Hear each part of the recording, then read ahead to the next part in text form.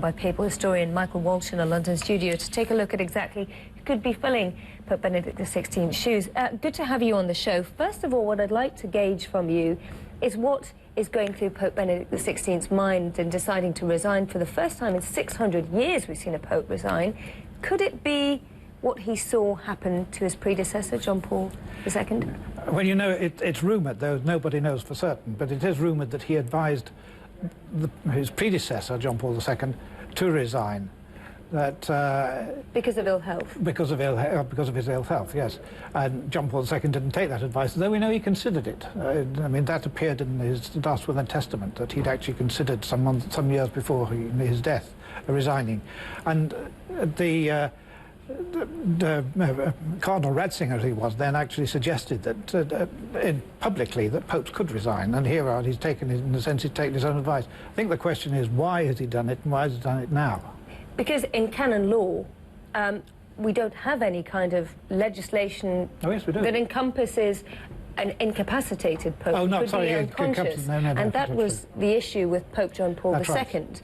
It could have led to a major period of paralysis within the church, so presumably that's why... That's right, that's true, although he remained pretty well compos mentis, but that's perfectly true. But there is a canon, of course, to allow for the resignation of a pope. Now, for those of us who covered the conclave last time, I remember being in Rome at the time, and I was a correspondent actually living in Rome at the time. It was a massive period of change within the church, some felt. But as conclaves go, it was quite short, wasn't it? And this could be even smoother.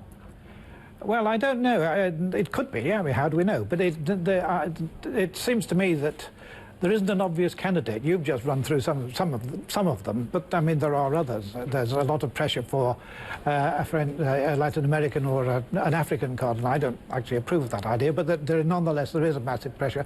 And there's Cardinal Madariaga of Tegucigalpa, who was a favoured candidate at the last election.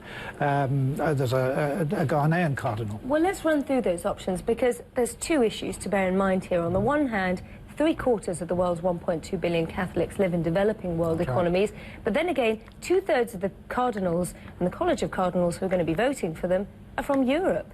That's right. Surely the church needs reform there. Well, I think it depends on what you think. If you think what cardinals are for, and I really think that what they ought to do is elect a man who is a Bishop of Rome and not elect a Pope. I think the notion that we can elect a chief executive of the Roman Catholic Church, which is what, in a sense, the way people think, is completely wrong. I mean, the Church isn't really like that. So people always think we need a charismatic character, but perhaps Rome needs a bishop, as a long-deceased friend of mine used to say. Perhaps we need somebody who plays a much less significant role in the life of the church and needs much more to the local churches to get on with. So what kind of character do you think, irrespective of their background, geographically speaking, and who they would represent in the world, what kind of character do you think they're going to be looking for? Well, they always say the same thing. They always say they're looking for a holy man. We're not going to elect an unholy man as Pope, and it's just not on. I think one of the... if you would ask me why did this Pope resign, I think the job, in the sense that he was rather suggested, was getting too difficult for him, partly because of his age. But what was so difficult about it? What was difficult, I think, partly, was the problems within the Roman Curia, within the administration of the Roman Catholic Church. It's clearly been dysfunctional for some time. When he was elected, it was thought that he, who was an old curial hand, would know how to handle it. And that didn't happen. Ever so briefly, what about the priorities here, though? What are going to be the priorities for the next Pope? Well, we're living in a divided church. I think there's no two ways about that. And I think the chief priority of the incoming Pope, apart from perhaps reforming the Curia, which I think is crying out for it, apart from reforming the Curia, is somehow or other to bring the church together rather than to set it apart.